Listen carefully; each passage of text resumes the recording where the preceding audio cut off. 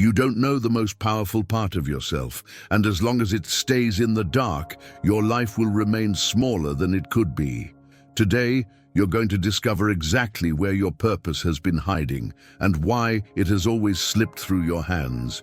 There's something Carl Jung understood with brutal clarity. It isn't your light that reveals who you are, it's your shadow.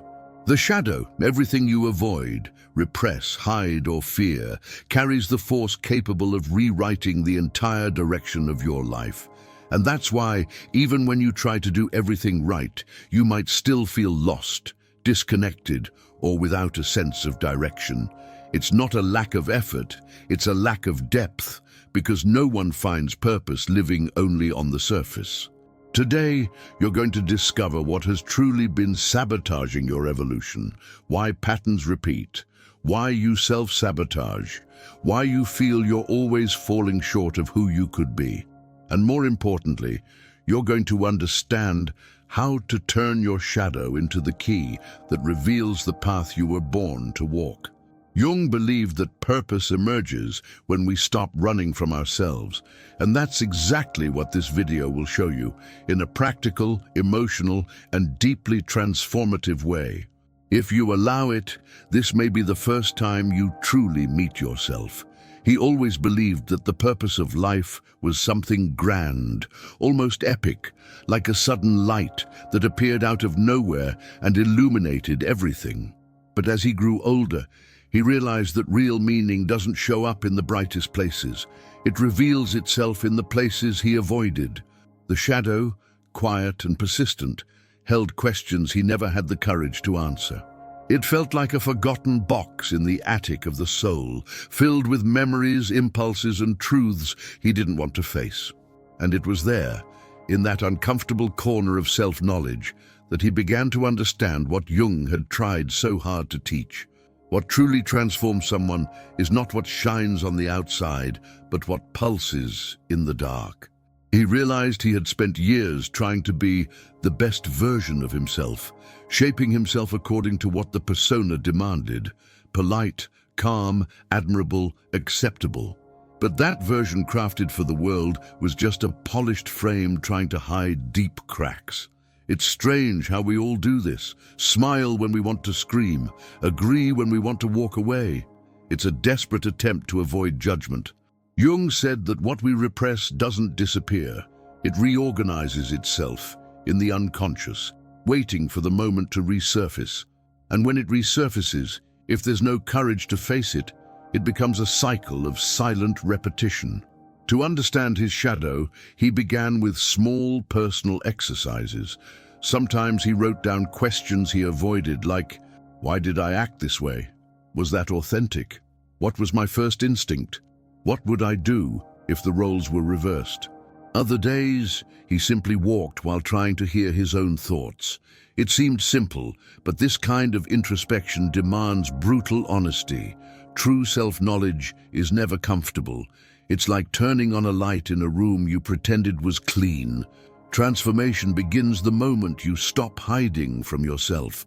He realized his shadow carried not only flaws, but potential. The anger he feared could help him set boundaries. The envy he hid could reveal desires he never admitted. The laziness he criticized could show he needed rest. It's impressive how emotions we call negative can become tools when understood. Like a miner digging through stone to find gold, he saw that the shadow wasn't punishment. It was fuel for change. What most people lack isn't strength, it's vision. And as he went deeper, he realized something even more profound. Purpose isn't a final achievement, but an ongoing relationship with everything inside us. Jung believed that every rejected part of the psyche returns seeking integration. And life becomes meaningful when we stop resisting this natural movement. The more he accepted his shadow, the more courage he had to act. It felt as if what once held him back now pushed him forward. And this discovery opened the door to a deeper understanding, one the next step would reveal. He began to perceive that most of his life wasn't lived, it was performed. Every environment demanded a different version of him. as if he carried a wardrobe full of masks. The persona was so well constructed that he often didn't know where the character ended and the real person began. And this silent confusion drained his sense of meaning, because nothing is more exhausting than playing a role that was never yours. Wearing that mask felt like walking in heavy armor. It protected him, but it also imprisoned him. Jung warned that the persona is useful, but it should never replace your true identity. The persona is born from the desire to be accepted, and who doesn't want to be accepted? But when the need for approval becomes stronger than the need for self-knowledge, something inside begins to die. He saw this clearly when he said yes while wanting to say no, or shrank himself to avoid bothering others. Every time he did that, his shadow grew quietly, storing frustrations in the unconscious. It's strange how the fear of disappointing others can shrink even the strongest people. One day he asked himself, "Who am I when no one is watching?" This simple question tore down years of illusion. He realized that if he wanted to discover his purpose, he needed the answer. Not the prettiest one, but the truest one. He began to observe how he behaved in silence without expectations. He discovered that his courage was much greater than he thought, but it was buried under layers of self-censorship. Transformation started there, realizing that authenticity isn't about being perfect, but about being real. He began to run small authenticity tests. Instead of automatically agreeing, he tried expressing his true opinion, even with his voice trembling. When he wanted to refuse something, he practiced saying no gently but firmly. And surprisingly, the world did not collapse. In fact, people respected him more. Practicing authenticity is like tuning an instrument. Small adjustments reveal the true sound. The more he practiced, the more parts of himself returned for integration. And as the layers of the persona fell, life began to make sense. It was like cleaning a foggy mirror and finally seeing his own face clearly. Authenticity brought lightness and allowed room for a courage he didn't know he had. Because the energy he once spent maintaining masks now fueled his true path, and this inner shift revealed something even deeper, the need to understand how judgment exposes the truth within us. He began noticing something curious. Everything that irritated him in others seemed to echo from a deep place inside himself. It was as if every judgment were an uncomfortable mirror, reflecting a part he didn't want to see. Jung called this projection the mind trying to hide its own shadow by placing it onto others. It's uncomfortable to admit, but what bothers us the most often carries a silent request for self-awareness. And the more he resisted that mirror, the more it followed him. One day he grew furious at someone's impatience, but when he took a deep breath and observed his reaction, he realized that same impatience lived within him, disguised beneath a persona of calmness. It was a rupture, like turning on a light in a dark room of the unconscious. He understood that judging others didn't make him superior. It only showed where he still needed to grow. And this awareness began reshaping how he saw the world. He started using judgment as a tool, not a weapon. Whenever something irritated him, he asked, "What is this trying to show me?" That question became a ritual of self-knowledge. He realized that envy pointed to desires he had abandoned. Criticism he couldn't tolerate revealed fragile parts of himself. Every judgment contained a clue about his purpose, an emotional map that only brave people decode. He also learned to observe without guilt. It wasn't about accusing himself, but recognizing the truth with honesty, like looking at a dirty window. The goal isn't to blame the dirt, but to clean it. This gentler approach encouraged integration, allowing rejected parts to return home. As he grew more aware, his relationships also changed. He no longer reacted automatically, he responded consciously. Over time, he discovered that judgment is a door, not a wall. A door that opens into the unconscious, revealing fears, desires, and hidden strengths. And each revelation deepened his sense of meaning. He saw that the shadow wasn't an enemy, it was a messenger, and that understanding led him to the next step, realizing that the true goal isn't to be good, but to be whole. He grew up believing he needed to be good all the time, always polite, always calm, always composed. But as the years passed, he realized that this suffocating search for perfection distanced him from who he truly was. The attempt to be flawless left him drained, disconnected, and ironically more vulnerable to his own shadow. Jung said a person doesn't become enlightened by imagining light, but by becoming aware of their darkness. That's when he understood. The goal wasn't goodness, it was wholeness. Being whole meant recognizing that strength and weakness, courage and fear, joy and sadness all lived inside him. It meant accepting that even uncomfortable emotions had value in the process of self-knowledge. He remembered times when he suppressed anger to avoid seeming rude, or hid sadness to avoid appearing fragile. But the more he hid these emotions in the unconscious, the more they appeared distorted in his life. Seeking only the beautiful side of himself was like pruning half a tree and expecting it to flourish. Transformation began when he decided to face his emotions without judgment. Instead of repressing them, he asked, "What is this anger trying to tell me? Why does this sadness hurt so much?" And surprisingly, each emotion carried wisdom. Anger revealed violated boundaries. Sadness showed needs he had ignored. Insecurity pointed to paths he hadn't dared to walk. Being whole meant using these emotions as tools, not threats.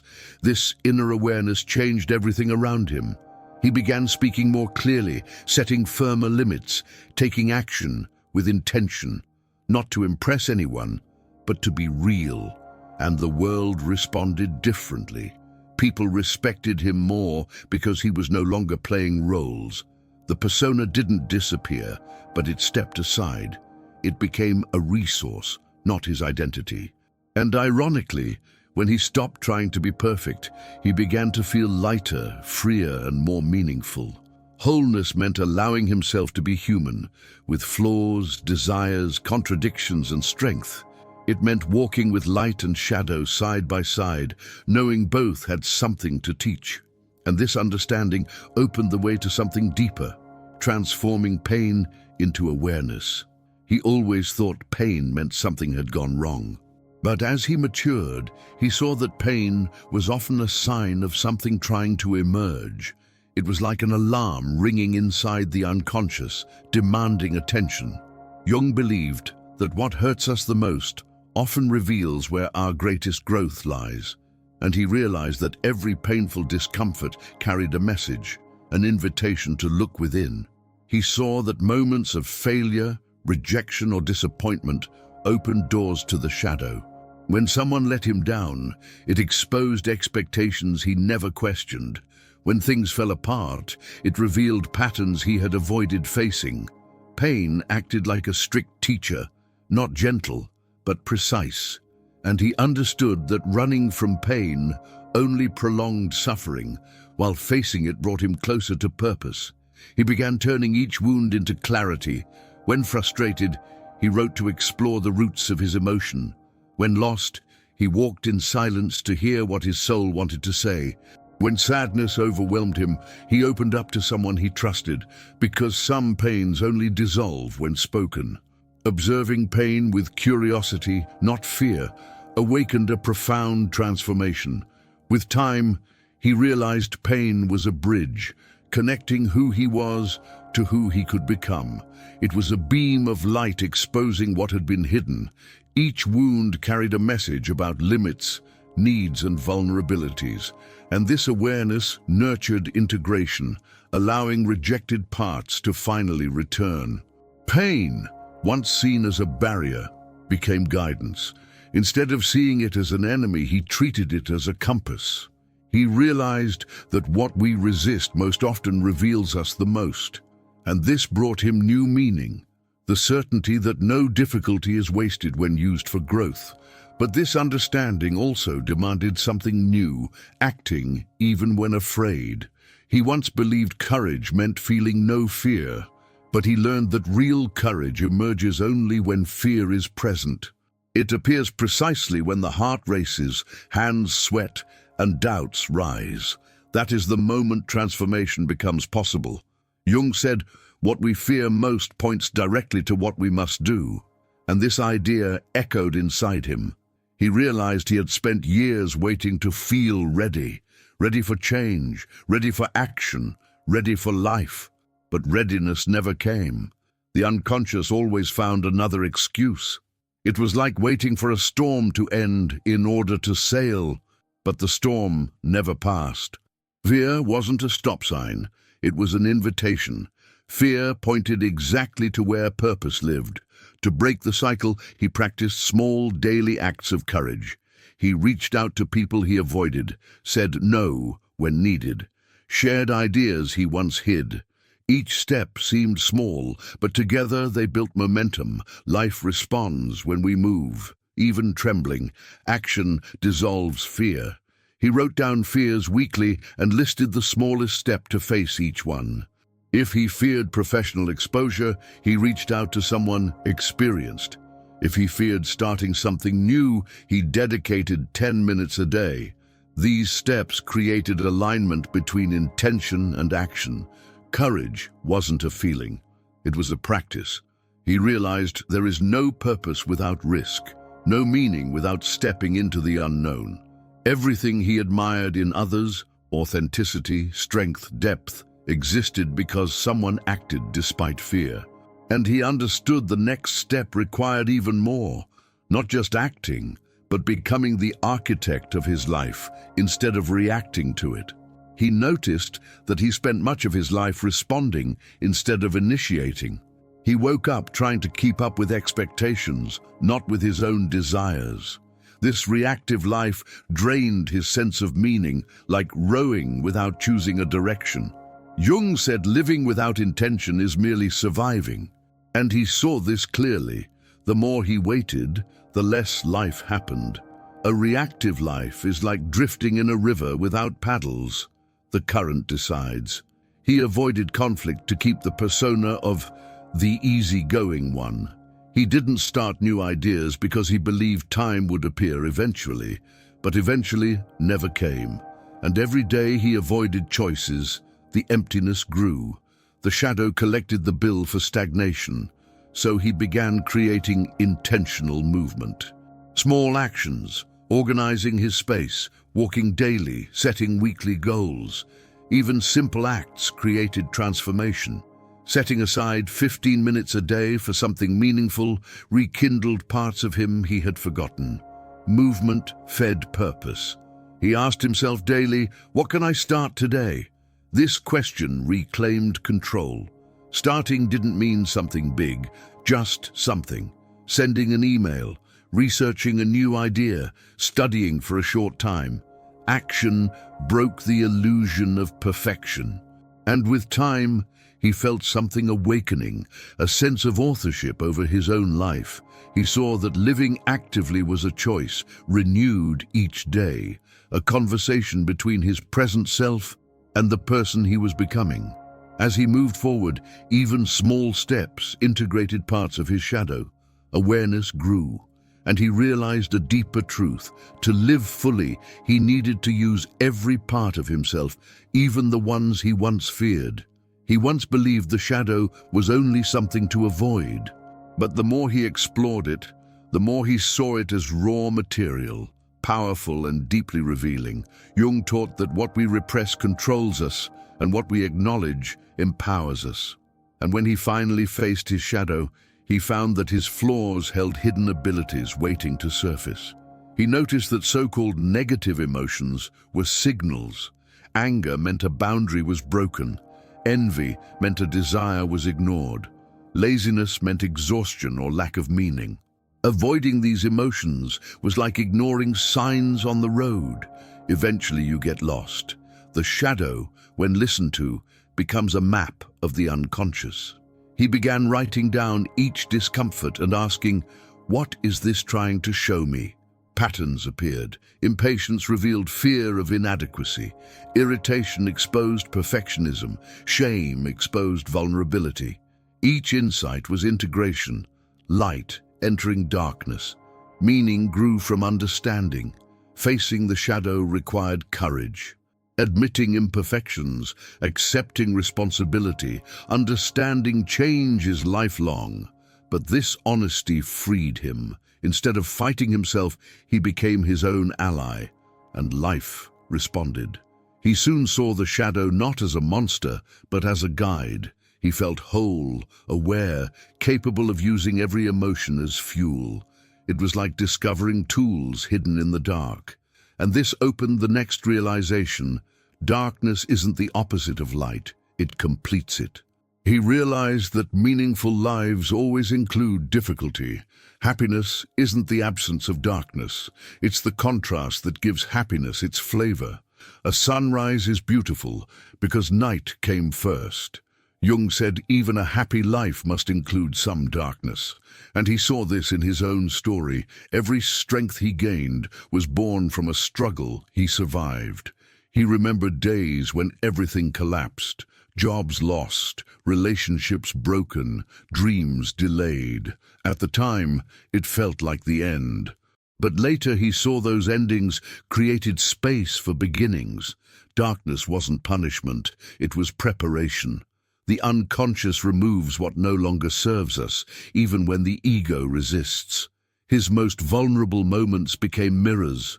Losing something revealed resilience, rejection revealed self-worth. Failure revealed necessary adjustments. Pain showed truths the light had hidden. Awareness deepened. Integration grew.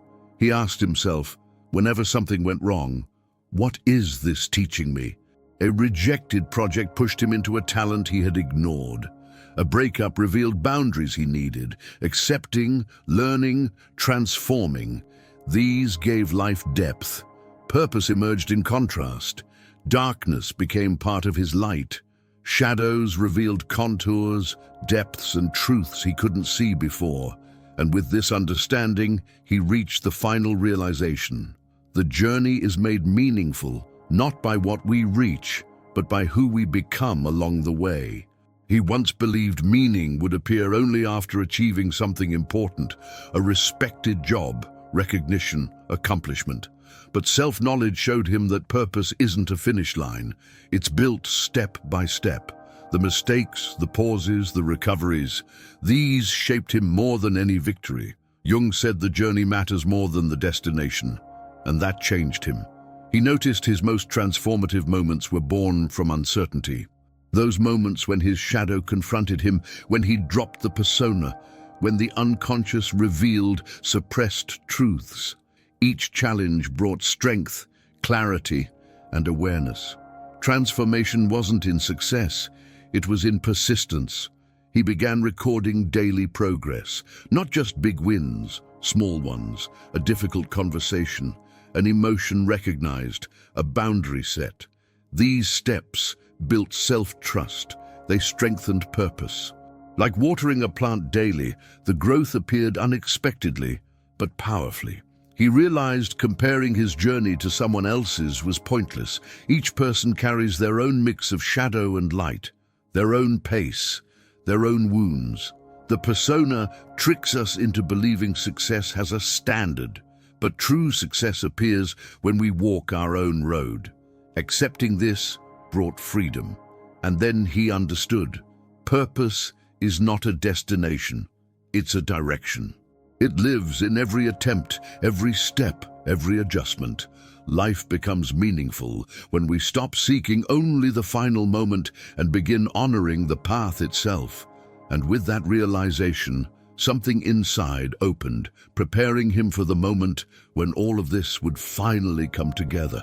In the end, you realize life was never trying to punish you, it was trying to awaken you.